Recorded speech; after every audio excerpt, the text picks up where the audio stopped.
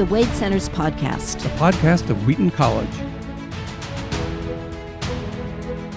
Welcome to the Wade Center podcast. This morning, David and I, as co-directors of the Marion E. Wade Center, along with our producer, Aaron Hill, are delighted to have a conversation with Dr. Corey Olsen, who is president of Signum University. Signum University. Yeah, Sigmund Freud University. No. And he is a Tolkien scholar. So we are delighted to have him just chat with us about his understanding of Tolkien and his work. So thank you for joining us, Dr. Olsen. No problem. Thank you for having me. Why don't we start by just hearing your story of what got you interested in Tolkien? Sure. Yeah. Well, I've been reading Tolkien since I was 8. Began when my parents read me the Chronicles of Narnia when I was 7 over the summer. And later that year, after I'd turned 8, my cousin heard that I really, really loved the Chronicles of Narnia, which I did. And so he handed me a copy of The Hobbit and said, well, if you like that, you might like this too. And so I read The Hobbit and The Lord of the Rings soon after that, and have been a Tolkien fan ever since. Right. And then as you decided to start writing about Tolkien, what direction did you think you needed to take to explore something that hadn't already been written about? Sure. Well, one of the main things for me was it was more about medium, really. So I started my podcast, The Tolkien Professor, a long time ago, ages ago in podcasting terms. I started it back in about 2008. And I was an untenured faculty member at that time, and I was, working on publishing stuff. But I was. Where were you? You were at Washington College in Maryland? I was at Washington College in Maryland. That's correct. Yes. Right. And I was a little bit frustrated, or I guess I had a sort of little like personal crisis, asking myself, what do I want to be doing? And because I enjoyed writing, still enjoy writing, but at heart, I've always been a teacher first and foremost, and I wanted to connect with people. And I knew that the outlets for publication of most of the stuff that I could do would not reach very many people, or even indeed be totally closed off from most people who didn't have access to a research library. So I said, I really want to do Tolkien stuff. And what I've always wanted to do, what I've always loved doing most, is close reading, just helping to lead people through the text. I find that a lot of people consider close reading like the things that you can see in a text when you read closely can kind of feel like a magic trick to them a little bit. If you're not used to doing it, like you don't develop, the skills of careful and critical reading. A lot of people enjoyed hearing what I had to say about Tolkien and were like, oh, your insights are incredible. And I'm like, no, well, it's not insights. Like I don't have like some instinct into this or something. It's just a habit of reading the text carefully. So what I've always wanted to do was to model that, essentially, to help others do that. So in my Exploring the Lord of the Rings broadcast right now, for instance, I'm teaching my way through the Lord of the Rings paragraph by paragraph through the entire book.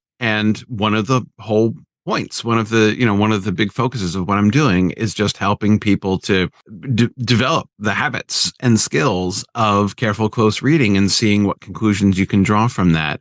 Give us the statistics on your podcast. You've had how many episodes, and you're now 3/4 of the way through Lord of the Rings? Well, no, we're 3/4 of the way through the Fellowship of the Ring. Oh! So you're choosing the same pace at which Tolkien wrote The Lord of the Rings. This will take you like 11 years, right? Yeah, no, actually, we're going thing. at about half to a third of the pace at which Tolkien wrote The Lord of the Rings, actually. Wow. Yeah. If Tolkien were writing it contemporaneously with us, he'd stay well ahead. We'd be able to keep going. No, because it's, we just talked about the passage where Gandalf revealed that they're going to go through the mines of Moria after having failed at Carathras. And that was episode number 266. Yeah. Wow. But you know what I like as you contextualized your podcast is your emphasis on community. You love teaching because of the communitarian element of teaching. Yes. And that is so appropriate for Tolkien as well as most of the other authors that we archive at the Wade Center. I mean, the very fact that Tolkien was part of creating the club while he was at King Edward School, the Tea Club in Barovian Society, and then he was part of the Inklings, and of course, C.S. Lewis loved that communitarianism. Dorothy Sayers, who happened to be at Oxford University at the exact same time she went down. She got honors the same year that Tolkien did. And she just loved, she set up her own community, the Mutual Admiration Society, while she was at Oxford. Yeah. So then that communitarianism comes out in the works of our 7 authors. And of course, the community that you see in Fellowship of the Ring, look at the title, the Fellowship of the Ring. It isn't the hero who stands up against everybody else about the ring. Well, in terms of communitarianism, that's still going on. I had a student who went to Cambridge for his MA and then came back to the U.S. to Cornell University for his PhD. And he said in graduate school in America, it's all no nonsense. It's just taking the courses and writing exams and writing, comprehensives. He said at Cambridge, there were a lot of clubs, and it was very important to people to be involved in a club and to get to know people outside of class. So in some ways, that sense of fellowship that we see, or communitarianism, I think that's built into the Oxbridge educational system. Interesting. It certainly wasn't my experience in American graduate school, that emphasis on communitarianism. But yeah, no, I that is certainly one of the things that I really love. I learn so much every time I do a session. I always am discovering things and learning things, hearing, other people's readings and reactions to things that they notice, and then together, drawing conclusions and seeing the direction the passage is going. One of the other things that has been a major emphasis of my broadcasting career and also of my book in exploring The Hobbit about 10 years ago is the poetry. There's so much inset poetry in Tolkien's work. And so many people skip it. Like, don't skip the poetry has been one of the motifs of my writing and teaching on Tolkien for a while, because his poetry is so important and so interesting. But again, it's a kind of thing that many modern readers just they're not used to reading it. They're not used to, they don't kind of know what to do with it. Even in English classes in school in America, you're not really taught what to do with a poem. So again, the practice of reading carefully, listening carefully, hearing the rhythms, looking for patterns in the language, patterns in the meaning. It's not really difficult. Like I said, it's not a magic trick. It doesn't require, a degree in order to be able to do that stuff. You just need to be ready to do it and willing to do it. Right. Sometimes you don't realize it, but you're learning about Anglo-Saxon poetry as you're reading Aragorn's dirge for Boromir. Right. You don't realize it, but Where Are the Horse and the Rider? You're actually learning a lot of the techniques that Tolkien learned from reading Anglo-Saxon. Yes. My favorite poem in the whole trilogy is the Barrow-Wights poem. It's very vivid and downbeat. Tom Bombadillo, I sort of want to strangle the guy and say, but the Barrow-Wight, it has this very haunting quality to this song he's singing as he captures the hobbits. Yes. It's a wonderful one.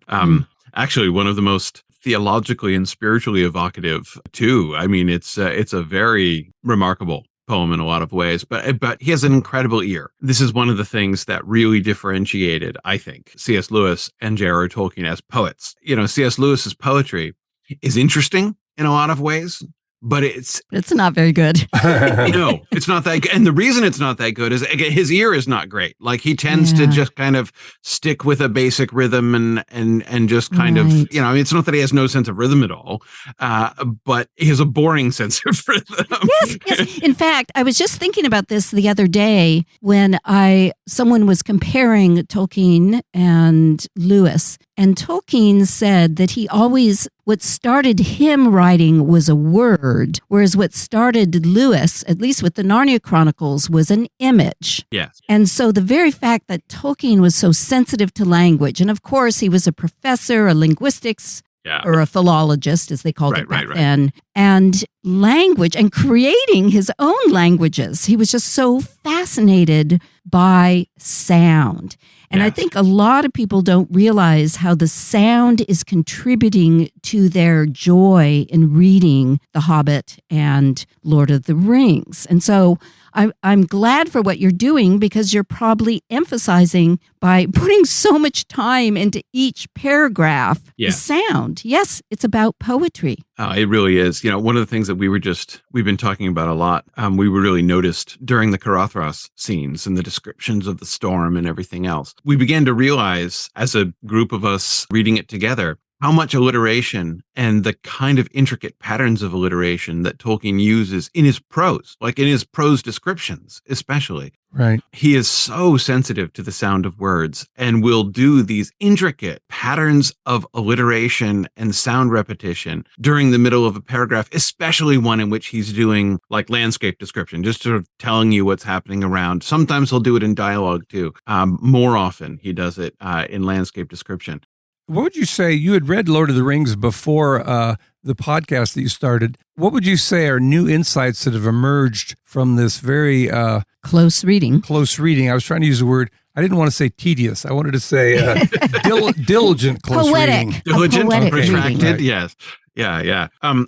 So many. There's so many things that I have seen and noticed, again, but in part because of, as you're saying, reading in community, right? There's so many things that others have observed that I never really thought about or never really noticed before.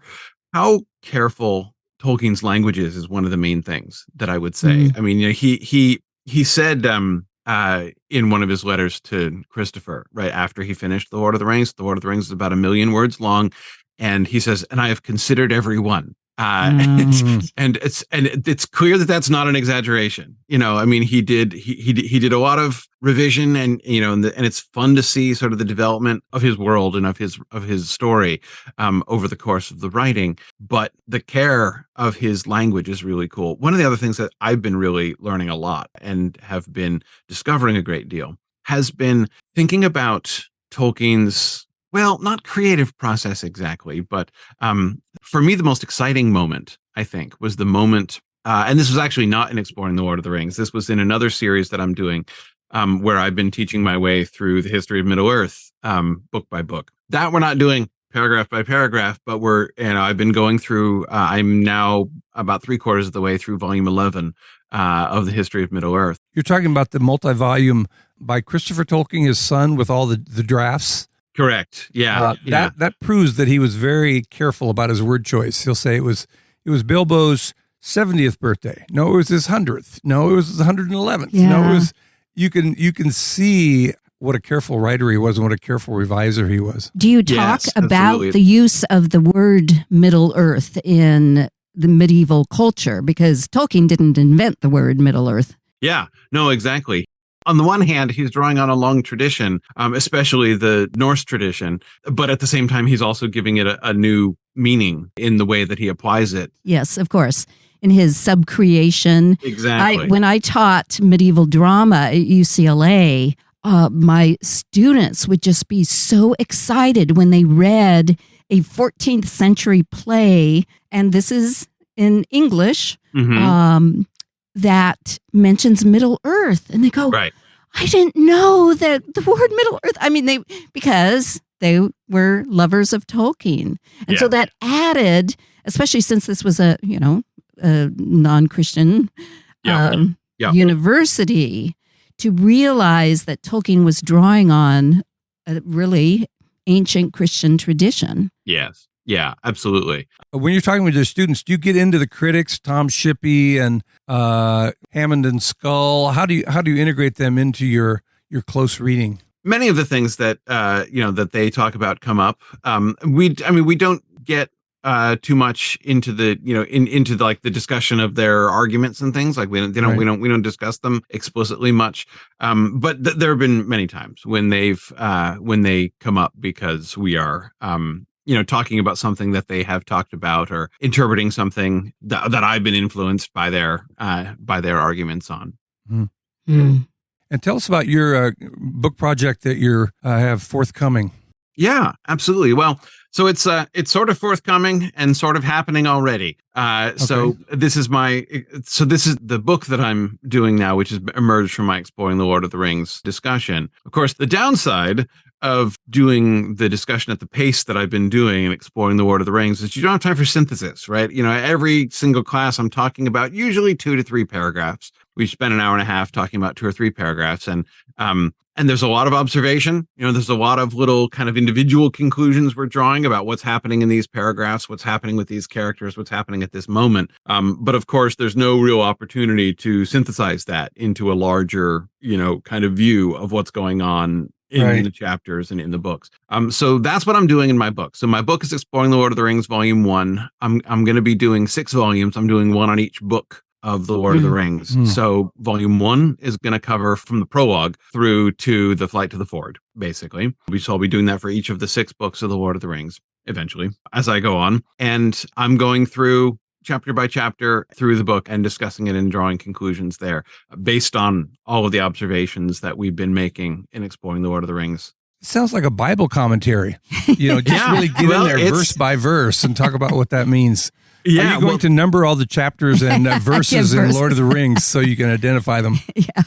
Yeah. Well, I mean, it's so rich. There is so much there. When I did my Hobbit book, I did it chapter by chapter through the Hobbit too. And it was great. I mean, there's a lot in the Hobbit. There's a lot going on in the Hobbit, and it's a fascinating book. But I was able to do, 1 chapter on each chapter, and that was fine. When I'm trying to do, that was my plan too with the Lord of the Rings. I'm like, well, I'll do, maybe 12 chapters, 13 chapters, with the conclusion. And there was no way. They would have been incredibly long. So I've split them. I'm doing about 3 chapters on each chapter now because there's so much happening. So anyway, because it's not just that each chapter is individually longer and richer, which is generally true compared to The Hobbit, but it's also just the whole scope of the entire work is so great. I mean, in the chapter I'm just writing this month, I'm releasing a chapter a month. So as I said, it's sort of forthcoming and sort of not, because people can subscribe now and read the chapter. So you're releasing it online. I am. And which means, of course, by the way, that the effect of that is that I'm writing it in community as well as.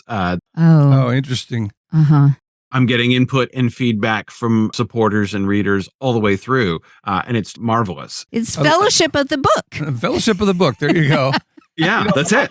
That's exactly it. That's exactly the idea of what one of the main things I wanted to do differently about publishing, and it's why I find this so much more satisfying than a lot of the other publishing options I was confronted with back in the day. I was going to say, a lot of readers, they go through the Lord of the Rings or the whole story at different speeds. They feel like it starts slow and then it gets exciting with the Barrow Wight and Bree. And then we get to their celebration of the destruction of Sauron. But then there's a lot of epilogue type material going back to the Shire and finding out what happened to Saruman. What would you argue a reader is missing if they try to power through the early books and then they also try to power through the later books after the destruction of Sauron? Well, you're missing sort of different things there, I would say. But like one of the things that you're missing is the sort of the spirit of many of the things that Tolkien was interested in. So, for instance, the Tom Bombadil chapters, right? Like,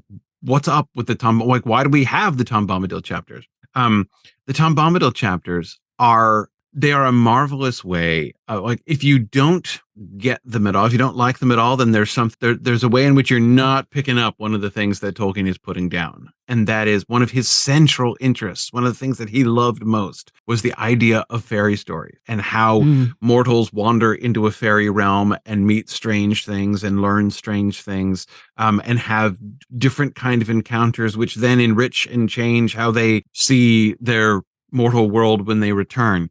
And the whole trip into the Old Forest, including, from the beginning and the encounter with Old Man Willow through the stay with Tom Bombadil and then to the Barrow Wights afterwards, all of it is almost explicitly a fairy encounter in that way. When they get to the road at the end, right before they go back into Bree, they have that moment when they return to the road and they're like, oh, we're back on the road. And when they're looking back on the things that just happened over the last couple of days and they seem unreal, and it's like they've returned to the real world at that point. Even the even the Black Riders themselves, right? Even the ring race that are chasing them are part of their real world, not part of the, so it's this very, very peculiar element that Tolkien adds to his story, where he's already begun this exciting story, right? Where they're on the run and the ring wraiths are chasing them. And instead of continue that, right? Instead of, escalate that tension and have that pursue, he interrupts it with this side story, which takes 3 chapters. I mean, it's a long interlude in the middle of it, which doesn't seem to have anything at all to do with the main story. But again, that whole concept, this whole idea of both the way in which what it means to go into fairy, what happens to you when you're there, the relationship between mortals and the fairy world, and the impact it has on you, both the impact it has on the protagonist and the impact it has on you as readers. This is one of the things that Tolkien loved most. Yeah.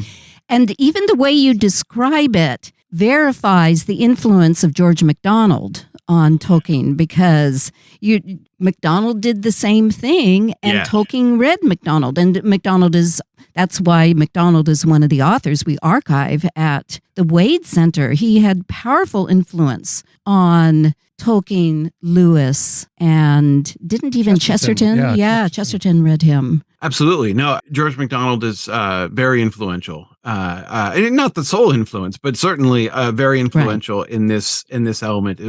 He was an author whom Tolkien talked about, and certainly whom Tolkien read. I always wonder, Tolkien didn't like the fact that the goblins had very vulnerable feet. If you stepped on their feet, that was so the queen of the goblins has to wear these cement shoes. That's in MacDonald you're talking MacDonald, about. Yeah, Princess and Curdy. But then in Lord of the Rings, they're in the Hall of Records, and the orcs start breaking in. And this mountain troll, breaks through the door, and Boromir hits his arm with a sword, and the sword goes flying out of his hand. But then Frodo takes his little sting and stabs this mountain troll in the foot. And I wonder if that was an imaginative tribute to MacDonald, the vulnerable feet. I've always thought so. I have always thought that was a nod to MacDonald. Yeah.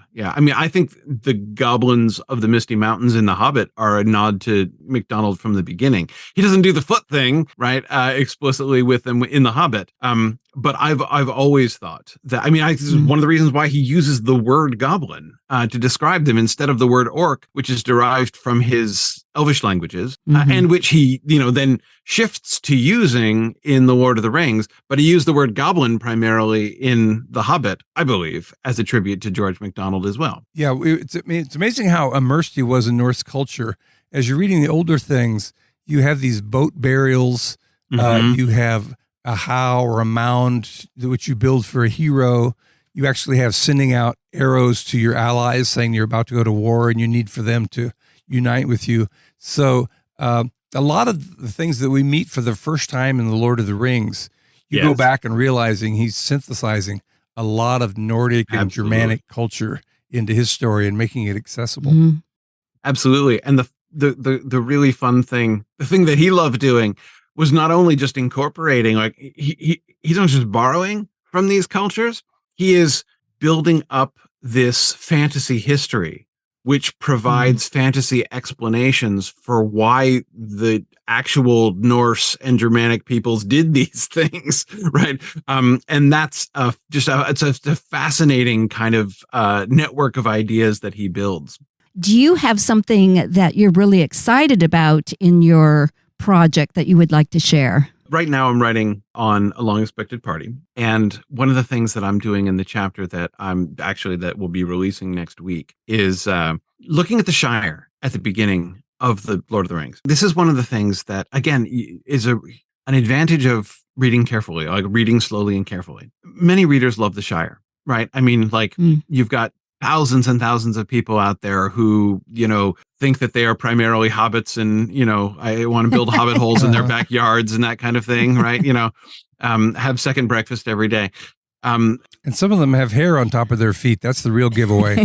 Yeah, exactly. Hobbits in the Shire are just, it's like a sort of ideal that a lot of people, so it's a sort of cultural ideal that people hold.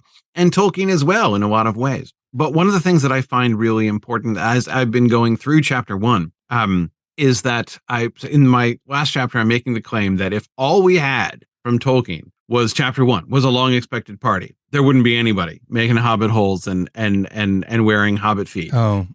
Because people take the sort of the concept of the Shire and project it back into chapter 1. His emphasis in chapter 1, the Shire is not an awesome place in chapter 1.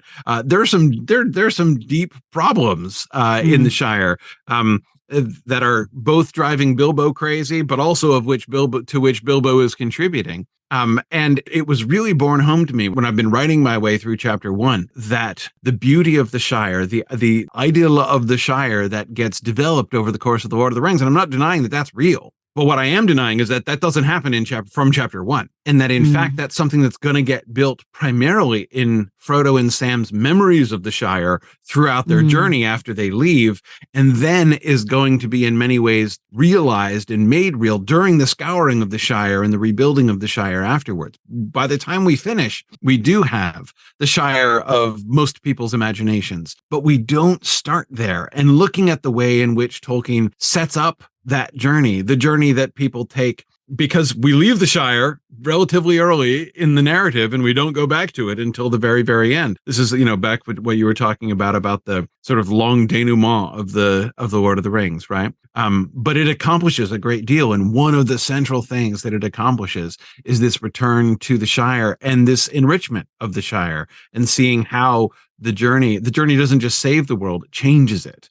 Especially in the Shire. Well, Lewis told Tolkien that hobbits are most interesting when they're in unhobbit-like situations. Yeah. So I think that's part of the reason people get excited. How are the hobbits going to respond to black riders? How are they going to respond to the big people in Bree? And you can see how I think Lewis was onto something. Tolkien said he wanted the book to be about the ennoblement of the little people, someone who normally did not have their hands on the wheels of power. And so I think it gets more and more interesting to see these four hobbits become more and more crucial to the whole quest to destroy the ring. Exactly. So yeah, taking a close look right now, what I'm doing is taking a close look at the starting point, right? Where does he begin with them, and from what does he send them out? And there's been so many things that I've seen there that I never really noticed. Do you have principles for close reading? If you're going to try to train someone to do close reading on their own, would you say slow down, look up words you don't know, notice metaphors? Do you have sort of these protocols for doing close reading? Yeah, well, I mean, for me, it's mostly, there's, it's hard because, again, one of the advantages of doing it in community is that different people will tend to notice different things. Like some people will be really tuned into the metaphors and will really pay attention to metaphors. Some people will be really attuned to the sound, right? And will really notice things like, oh, he's alliterating on that consonant again. Look at that. Right. There'll be some people who will be focused on character, right? And like what particular characters do and how they act over time. And so combining all those things, really, at the end of the day, close reading is just about slowing down, noticing things, and then observing the patterns in those things that you notice. Like it's just. And how do you get back to the forest? If you're looking at it tree by tree, at what point do you zoom back and say, okay, now let's look where we are in the forest of this story? Well, so one of the things to do is to look, of course, one of the things that you're always confronted by when doing the kind of close reading that I'm doing is that you can't ever figure out everything, right? You can't ever do, ideally what you would do is you would do sort of a series of inductive steps, like a series of syntheses, right? So you're looking at the patterns like in a chapter, say, or in or even in a passage, and then you've collected your data, right? You've made your observations, and then you draw you see how do those fit together? What do those show? And then you take those mini conclusions and you bring them together, and you say, now, having seen these larger trends, what then do those come together to show?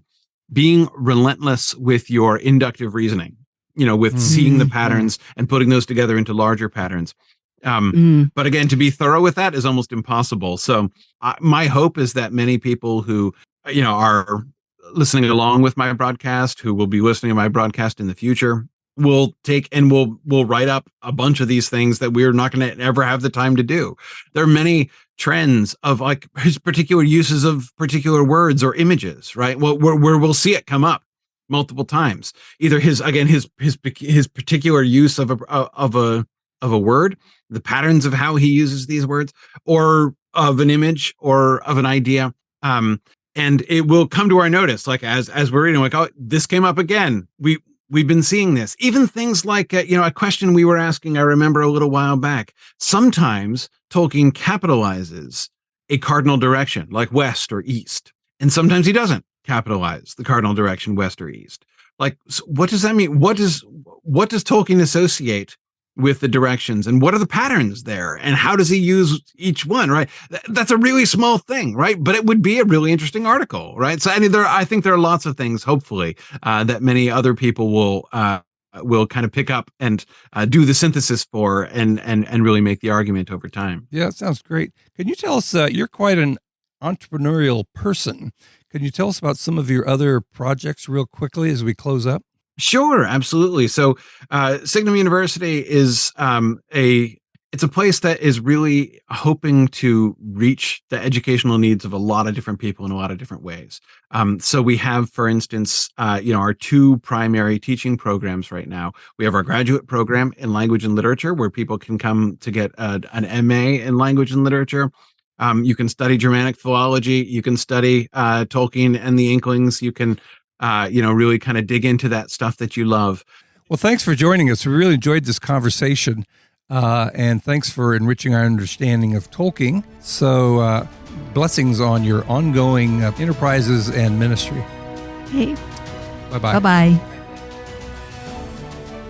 The Wade Center podcast is a production of the Marion E. Wade Center at Wheaton College in Wheaton, Illinois. Our hosts are the co-directors of the Wade Center, Drs. Crystal and David C. Downing. Our episodes are produced and edited by Aaron M. Hill. If you enjoy the podcast and the content we offer, please leave us a review on iTunes, tell your friends, and consider making a donation to the Wade. The Wade Center is entirely self-funded. Financial gifts help support the expert services, vast collections, and varied programming we offer at no cost. If you have questions about the podcast or suggestions for future episodes, please email us at wade@wheaton.edu or contact us via Facebook, Instagram, and YouTube.